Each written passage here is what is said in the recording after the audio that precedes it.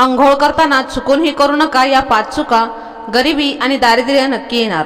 श्री स्वामी समर्थ मित्रांनो, स्वागत आहे तुमचं माझ्या स्वामींची कृपा या चॅनलमध्ये। निरोगी आणि तंदुरुस्त राहण्यासाठी दररोज स्नान करणे खूप महत्त्वाचे आहे। रोज अंघोळ केल्यानेही शरीर लवचिक आणि स्वच्छ राहते। रोज अंघोळ केल्याने आपण अनेक आजारापासून दूर राहतो। मात्र अनेक जण अंघोळ करताना या 5 चुका करतात, ज्यामुळे आरोग्य आणि आर्थिक समस्या निर्माण होतात। या चुकामुळे अनेक समस्यांना तोंड द्यावे लागत आहे। तसंच या चुकामुळे आपण अनेक कामामध्ये अपयशी होऊ शकतो। यासोबतच अनेकांना पैसे येण्याची आणि जाण्याची आणि देवी लक्ष्मी घरात स्थिर न राहण्याची समस्या असते। कारण ज्योतिषशास्त्रानुसार जेव्हा आपण अंघोळ करतो तेव्हा चंद्र, राहू आणि केतू या 3 ग्रहांचा आपल्याशी थेट संबंध असतो। मुख्यतः जेव्हा राहू आणि केतूचा त्रास होतो तेव्हा अशा व्यक्तीच्या जीवनात अनेक मोठ्या समस्या येतात।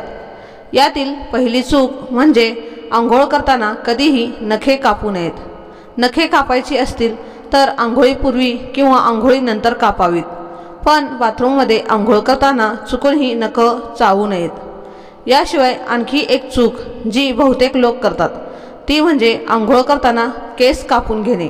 अनेक पुरुषांना अंघोळ करताना दाढी करण्याची सवय असते, कारण केस कापल्याने राहू दोष होण्याची शक्यता असते।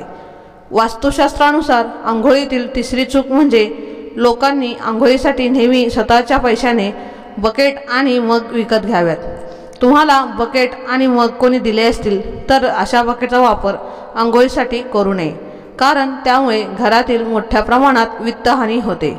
याशिवाय शास्त्रात असेही सांगण्यात आले आहे की अंघोळीनंतर टॉवेल देखील स्वतःच्या पैशाने विकत घेतलेला असावा।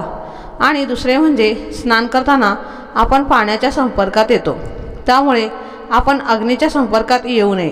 अंघोळीनंतर लगेच गॅस जवळ जाऊ नये, त्याने आपल्यावर गरिबी येऊ शकते। विशेषतः महिलांनी याची काळजी घ्यावी। म्हणूनच अंघोळ केल्यानंतर किमान 10 ते 15 मिनिटे इतर कामे करावीत, कारण अग्नी आणि पाण्याच्या संपर्काजवळ ग्रह दोष होतो। याशिवाय शेवटची गोष्ट म्हणजे अंघोळ करताना आपल्या मनात वाईट विचार येऊ नयेत, कारण जेव्हा तुम्ही अंघोळ करता तेव्हा तुम्हाला तुमच्या शरीराबरोबरच तुमचे मनही शुद्ध करणे आवश्यक असते। कारण अंघोळ करताना आपल्या मनात एखाद्याबद्दल वाईट विचार आला तर उलट वाईट परिणाम आपल्या मनावर होतो। तर मित्रांनो आणि मैत्रिणींनो, आजचा हा माहितीपूर्ण व्हिडिओ तुम्हाला कसा वाटला ते मला नक्की कमेंटमध्ये सांगा आणि कमेंट बॉक्समध्ये श्री स्वामी समर्थ लिहायला विसरू नका। असेच आपले नवीन व्हिडिओ पाहण्यासाठी आपल्या चॅनलला सबस्क्राईब करा, लाईक करा आणि शेअर करा। भेटूया असंच पुढच्या व्हिडिओमध्ये। तोपर्यंत धन्यवाद।